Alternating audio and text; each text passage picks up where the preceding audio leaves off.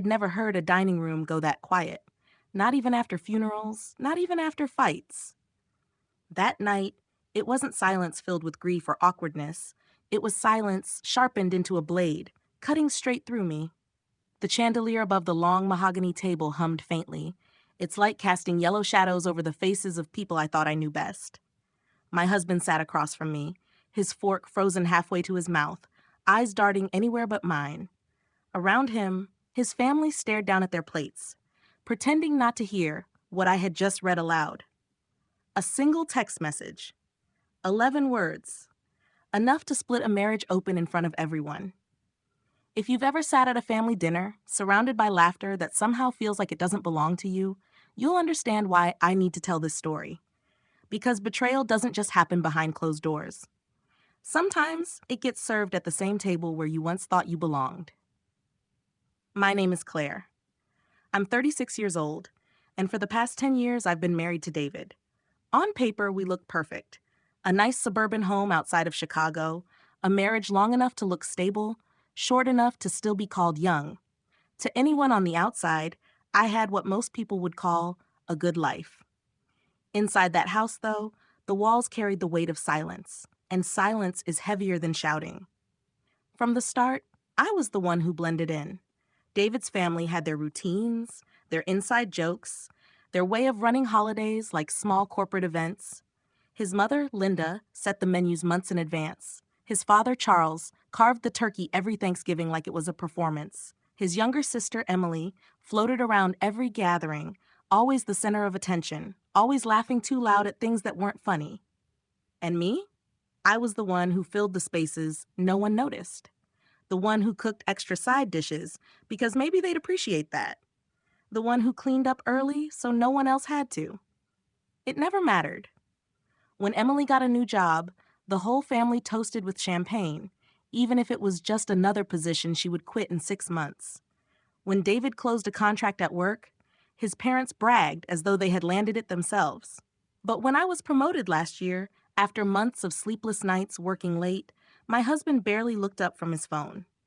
At the next family dinner, no one even mentioned it. Instead, they talked about Emily's new hairstyle. That's the rhythm I had grown used to. Give, smile, stay quiet, and hope they would notice. They never did. Or maybe they noticed but liked it better that way. I thought I could live with it. I told myself that marriage isn't about grand gestures, it's about endurance. I told myself that family is supposed to be complicated. I told myself that if I kept showing up, one day I'd feel like I belonged. But sitting at that table on a cold December night, staring at the glowing screen of David's phone that had slipped out of his jacket, I realized endurance doesn't build love. It only delays collapse. The message was short, sent from Emily, his sister. Meet me after dinner. She won't suspect a thing. My hand had trembled as I picked it up. At first, I thought it had to be a joke, some inside code I wasn't meant to understand. But David's face gave him away before I even read it out loud. His lips pressed thin, his shoulders stiff, his eyes refusing to meet mine. He looked like a man already guilty. I had options in that moment. I could have slipped the phone back into his pocket and carried my shame in silence, like I had carried everything else. I could have smiled, eaten dessert, gone home, and pretended not to know. But something inside me, something that had been buried under years of compromise and dismissal, snapped open. So I read it, clear, cold, out loud. The clinking of silverware stopped instantly. Charles coughed into his napkin. Linda's eyes flicked from me to David like she was calculating damage control. Emily's face went pale, then red, then pale again. And then, nothing. No one rushed to explain. No one gasped or demanded answers. They just sat there, suspended in a silence that told me everything I needed to know. I wish I could tell you I screamed. I wish I could tell you I threw the phone across the room, demanded justice, made them all see the wreckage they had caused. But that's not who I am. That's not how betrayal works when it comes from the people closest to you. It doesn't ignite rage immediately. It settles into your bones like ice. I looked at David. He finally raised his eyes to me, but there was no apology in them. Only fear. Not fear of losing me, fear of being exposed. That was when I understood. He hadn't just betrayed me in private. He had betrayed me with the confidence that if the truth ever surfaced, his family would cover for him. That was the role I had been assigned all along, the disposable one, the quiet one, the one who could be erased without consequence. But not this time. I placed the phone on the table, next to the untouched bowl of mashed potatoes. My voice was steady, almost too calm when I spoke. "Is there anything you'd like to say, David?" The question hung in the air like smoke. He opened his mouth, closed it again. Emily shifted in her chair, the nervous laugh she used as a shield nowhere to be found. Linda sipped her wine. Charles carved a slice of ham as though the meal hadn't been interrupted at all. And I sat there, in the middle of the wreckage, realizing that I wasn't the one exposed. They were. That night, the betrayal wasn't just between a husband and a wife. It was woven into the fabric of a family that had built its comfort on my silence. They expected me to keep playing my part, to swallow the humiliation like I always had. But as I sat at that table, with the chandelier buzzing and the taste of iron in my mouth, I decided something different. I would not be erased again. The silence of that dinner table didn't begin that night. It had been building for years, layered one quiet dismissal on top of another until it became the language of our marriage. Looking back, I can't even pinpoint the exact day it started. Maybe it was always there, woven into the way David's family treated me from the beginning, a test I never realized I was failing. When I first married David, I believed love meant patience. I told myself that if I was kind enough, generous enough, consistent enough, eventually I would be folded into the warmth of his family. But warmth never came. At every holiday gathering, I was the one arranging the table settings, making sure everyone's glasses stayed full, smiling through the jokes I didn't quite belong in. I thought those small acts of service might earn me a place. They didn't. I remember our second Thanksgiving together. I had spent all week preparing a pumpkin pie from scratch, following David's grandmother's recipe that I'd begged him to share. I thought it would be a gesture of respect, a way of honoring their traditions. I carried it into the dining room, proud of how perfectly the crust had browned. But before I could even place it on the table, Linda brushed past me with her own store-bought pie. "Oh, you didn't need to do that," she said, her voice light but her eyes sharp. "We've always loved this brand. It's just easier." No one touched mine. The untouched pie sat on the sideboard until the night was over, a quiet symbol of how invisible my efforts were. Moments like that became routine. When Emily landed her first job at a boutique in the city, the whole family gathered to celebrate. David bought her flowers, his parents made a toast, and the evening turned into a small party in her honor. That same week, I had been promoted at work after months of grinding late hours, but when I mentioned it, David only shrugged. "That's great," he said, without looking up from his laptop. At dinner with his parents, the topic never came up. Instead, they asked Emily about her employee discount and laughed like it was the most important news of the year. I told myself these were small things. Families have favorites, I thought. Maybe if I kept showing up, kept giving, they'd see me too. But the pattern deepened with time. Every Christmas, I found myself sitting in the corner of the living room while they exchanged gifts, the expensive jewelry for Emily, the latest gadgets for David, the thoughtful books for Linda. My gifts, scarves, candles, kitchen items, were received with polite smiles, quickly set aside, forgotten before the wrapping paper hit the floor. Even in my own home, the imbalance followed us. David often came home late, offering vague explanations about work meetings. I believed him because doubt felt heavier than trust.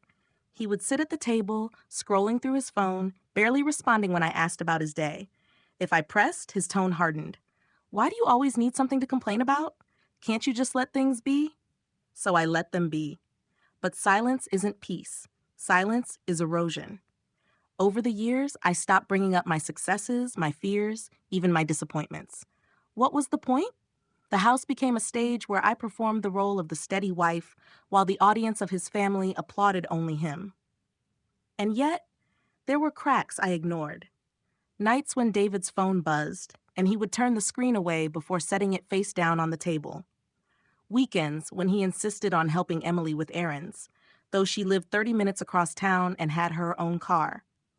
Excuses piled up like snowdrifts, innocent on their own, suffocating when seen together. The worst part wasn't the betrayal itself, not at first. It was the conditioning that came before it. Years of learning not to ask questions, not to expect recognition, not to disturb the fragile surface of a marriage built on avoidance.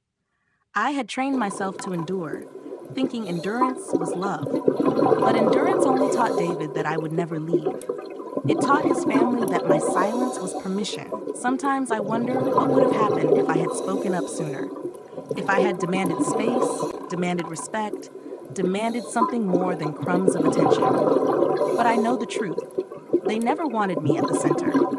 They wanted me in the shadows, useful but invisible, a backdrop to their comfort. The dinner table where I read that message was just the final scene in a play that had been rehearsing for years.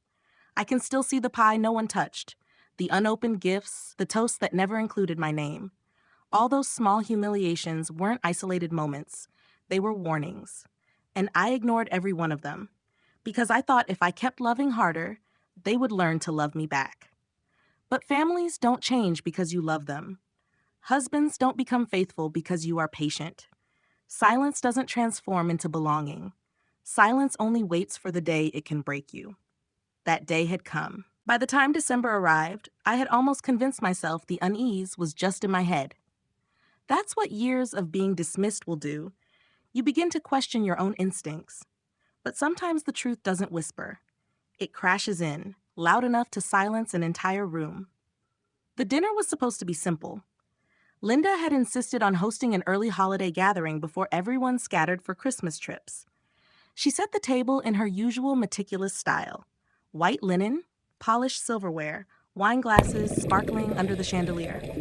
I wore a navy dress, understated but elegant, the kind of choice I always made to avoid criticism. David complimented me absent-mindedly in the car, his eyes fixed on the road, his voice flat. When we arrived, Emily was already there, perched on the sofa with a glass of wine in hand. Her laugh carried across the room, light and rehearsed. She rose to hug David, holding on a second too long, her perfume clinging to his jacket. I caught the look in her eyes, quick and sharp, the kind of look that says more than words. For years, I had brushed off the subtle signs, their private jokes, their constant texting, the unexplained errands. But that night, those small signs fused into something undeniable. We sat down at the long mahogany table. Plates clattered softly, the scent of roasted ham and garlic potatoes filling the air. Linda talked about the new neighbors, Charles about the latest stock reports. I moved food around my plate, my appetite absent. David kept his phone beside him, face down, a habit that always tightened my chest. And then it happened. His phone buzzed, a short vibration, quick enough that no one else seemed to notice, except me. I glanced down. The screen had lit up, the text preview glowing like a warning flare. 11 words, sent from Emily. Meet me after dinner. She won't suspect a thing. I froze. The clinking of forks, the hum of conversation, even the faint buzz of the chandelier, all of it blurred. My heart pounded so loudly, I wondered if anyone else could hear it. My hand moved on its own, sliding the phone closer. I read it again, each word cutting deeper, stripping away the last fragments of denial I had clung to. I should have excused myself. I should have buried it until later, when the house was quiet and the walls couldn't echo my humiliation. But something inside me, something that had been suffocated for years, refused to wait. I cleared my throat. The table stilled. Slowly, deliberately, I read the message out loud. The reaction was instant. The silver knife in Charles's hand stopped mid-slice. Linda's smile faltered, her lips parting, but no sound coming out. Emily's glass slipped against the table, wine spilling in a thin red line across the white linen. And David. David looked at me with wide, cornered eyes, like a man caught standing in the open with nowhere to run. No one spoke. I laid the phone in the center of the table. Would you like to explain this, David? My voice was calm, steadier than I felt. My pulse raced, but my words came out sharp, almost detached. Emily recovered first. It's not what you think, she said quickly, her tone high and brittle. We were planning a surprise for you. A surprise. The word hung in the air, absurd and hollow. David opened his mouth, closed it, then tried again. She's right, he stammered. You misunderstood. It's nothing like that. I studied him, the man I had shared a home and a decade of my life with. He couldn't even look me in the eye as he lied. His gaze darted toward Emily, then toward his parents, searching for an ally. But none of them spoke. For a moment, I almost pitied him, not because of what he had done, but because of the emptiness behind his defense. There was no remorse, no desperate plea for forgiveness, only fear of exposure. The silence stretched, thick and suffocating. I could hear the faint drip of wine falling from the tablecloth to the floor. Linda finally broke it. "Maybe we should all calm down," she murmured, her voice careful as though soothing a child. "This isn't the time for accusations." But it was the time. It had always been the time.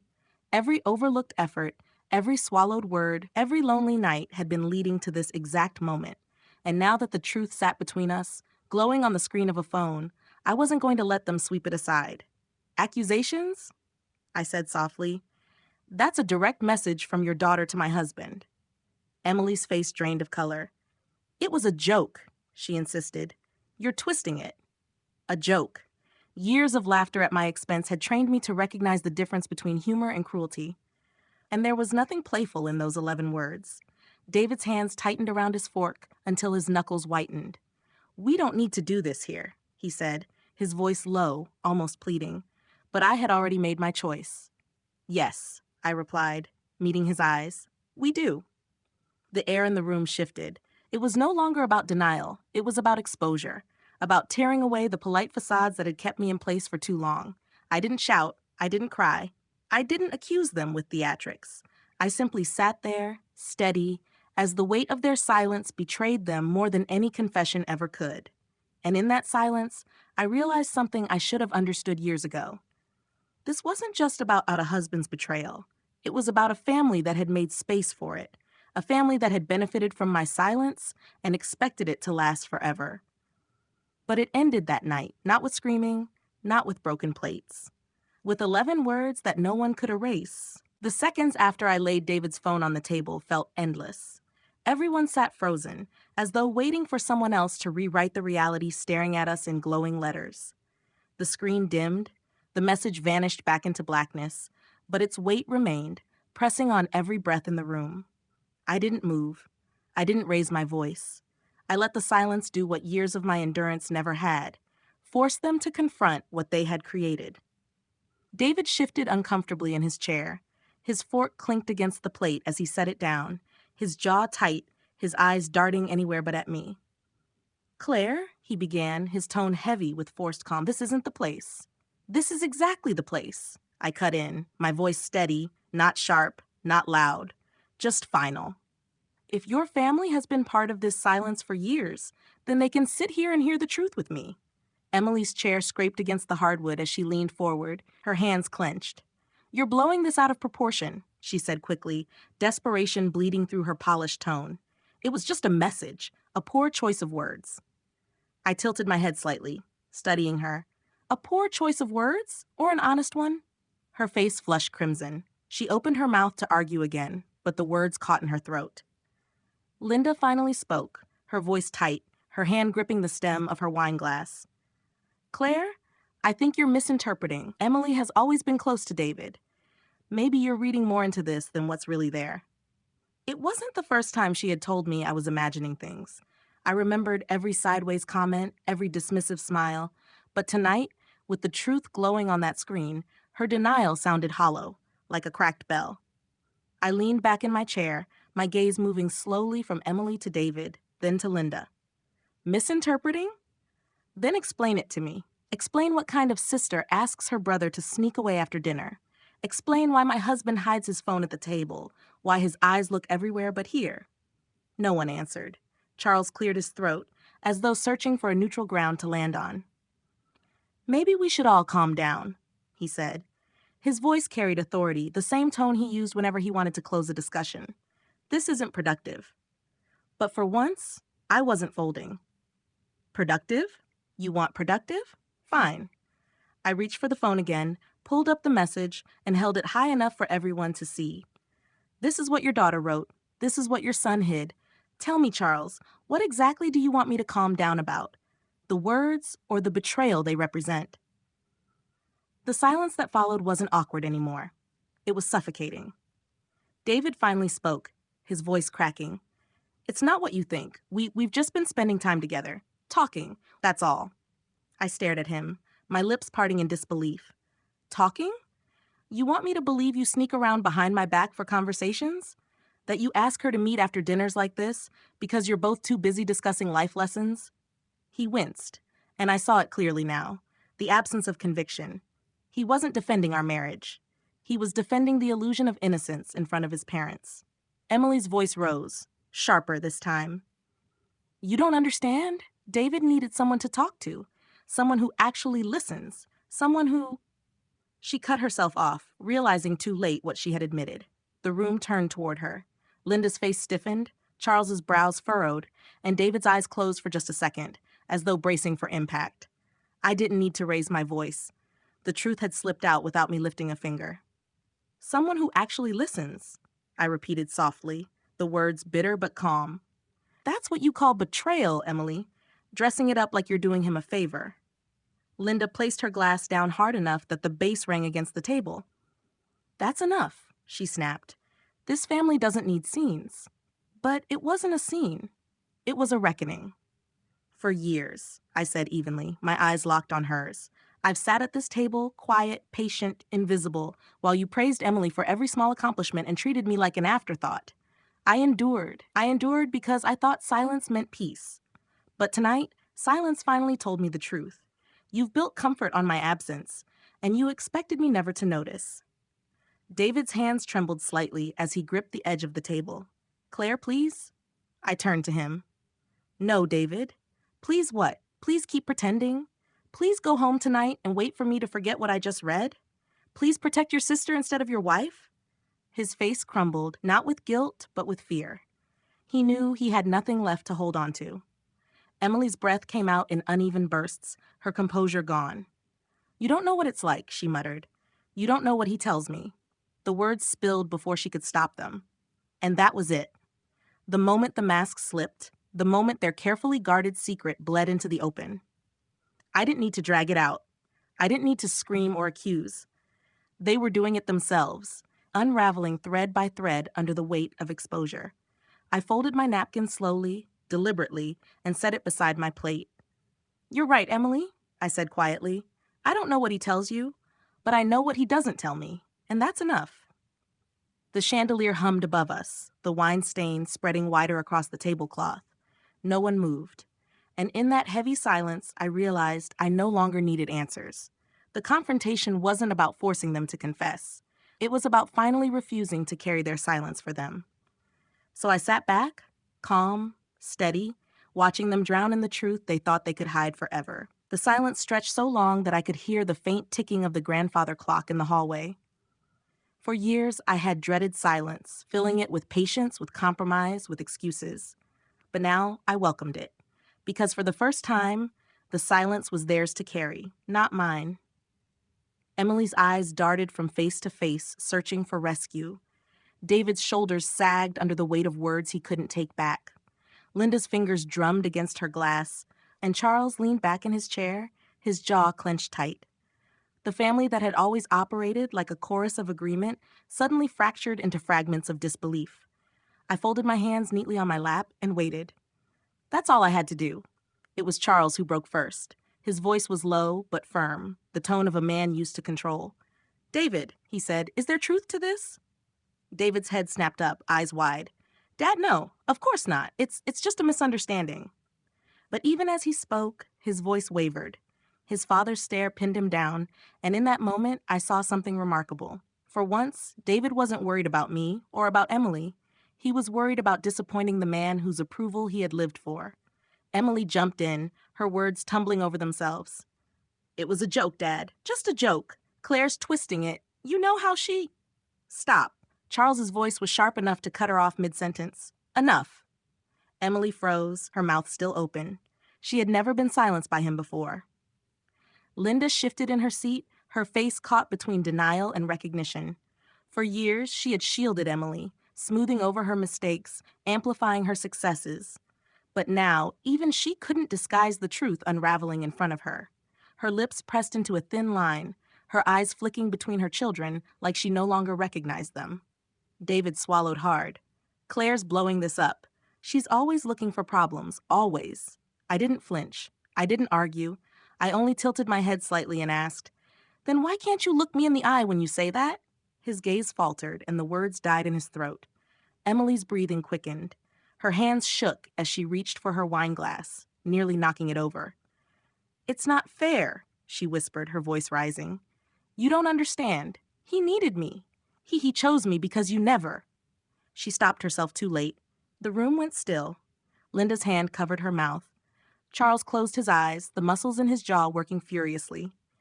And David buried his face in his hands, his shoulders collapsing. I didn't need to say anything. They had spoken enough for me. Finally, Charles pushed back from the table. The legs of his chair scraped loudly against the hardwood, the sound echoing through the room. "I am ashamed," he said, his voice low, trembling with restrained fury. "Ashamed to hear this under my roof. Ashamed that you would drag this family into disgrace." His eyes cut toward Emily, then David. "Both of you." Emily gasped as though struck. She reached toward him. "Dad, please." But he turned away, refusing to meet her hand. Linda tried to intervene, her voice soft, desperate.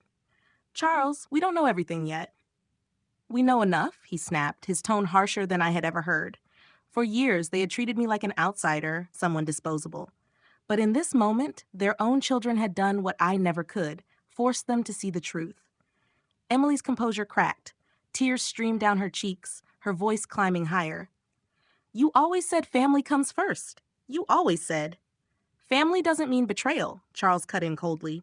"Don't you dare twist that word." David finally looked at me then, his eyes glassy, his face drawn.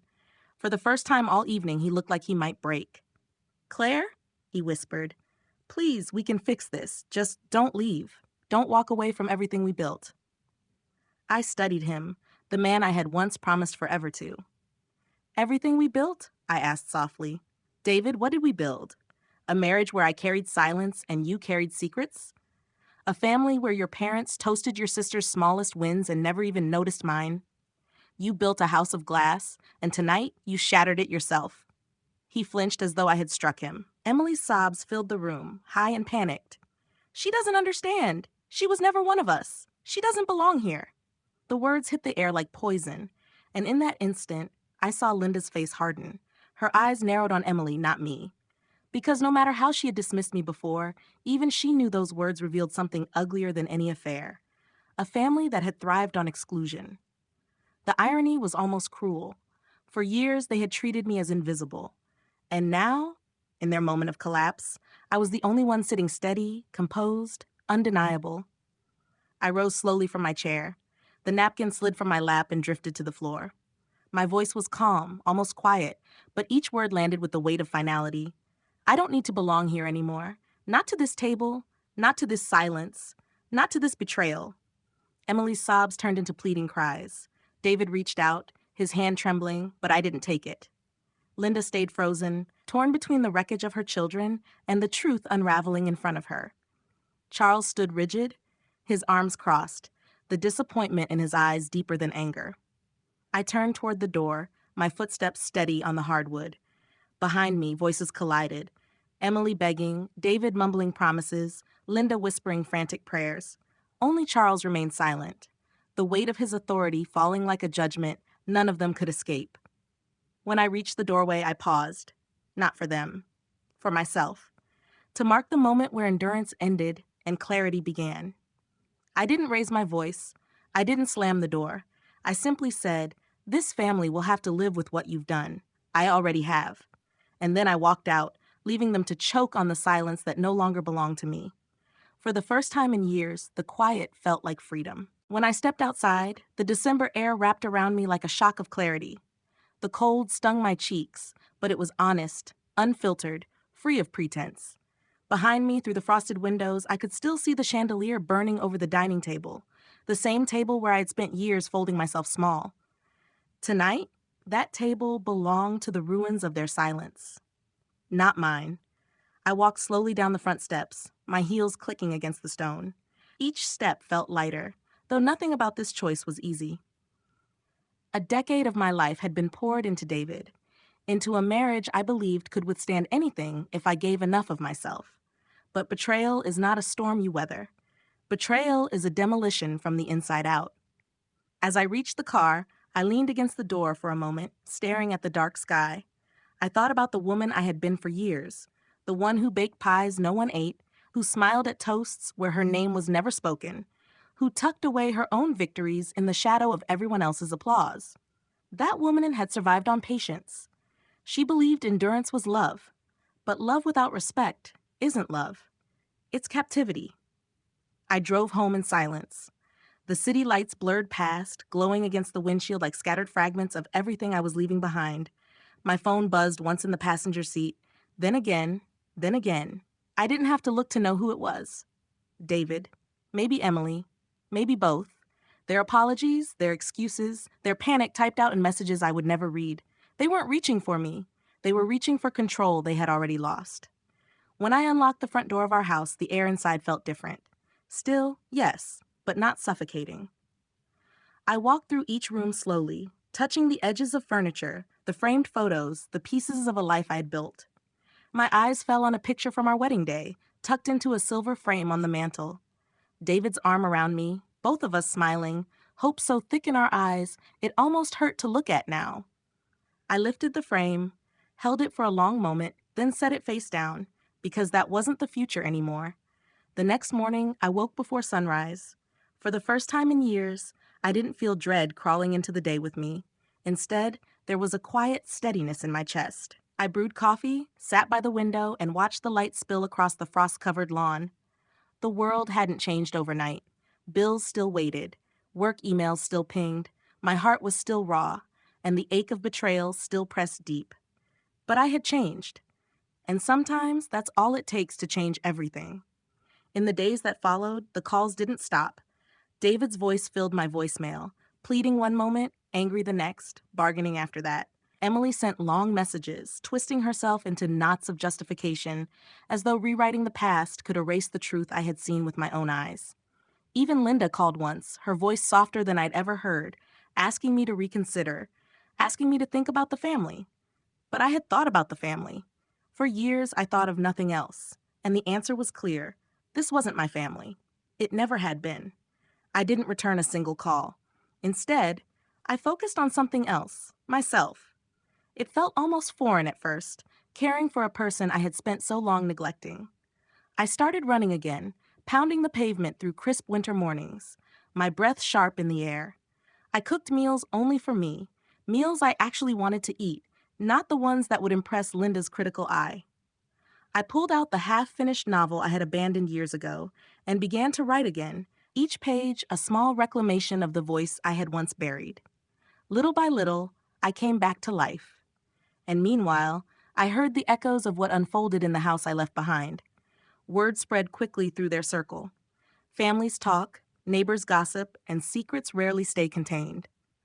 Emily's polished image began to crack, whispers following her into the boutiques and brunches where she had once basked in attention. David faced the cold weight of disapproval from the father he had spent his whole life trying to please.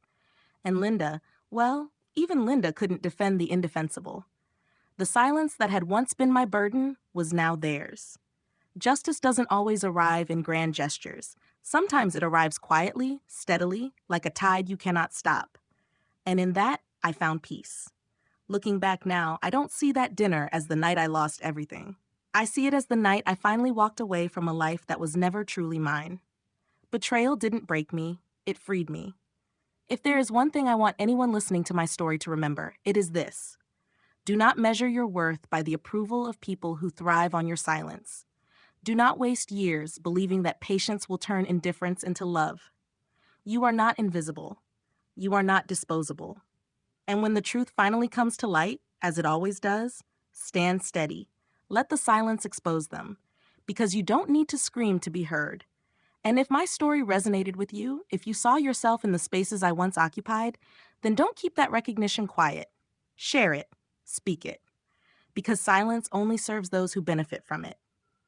So I'll ask you, in this moment, if this story stayed with you, if you felt the weight of it, then let it live beyond this screen. Subscribe so you don't miss the next story. Like it if it spoke to your heart. Share it with someone who might need to hear they're not alone. And leave a comment with your own thoughts. Your voice matters more than you think. Tonight, I leave you with this truth. Sometimes justice doesn't roar, it whispers. And sometimes walking away isn't the end, it's the beginning.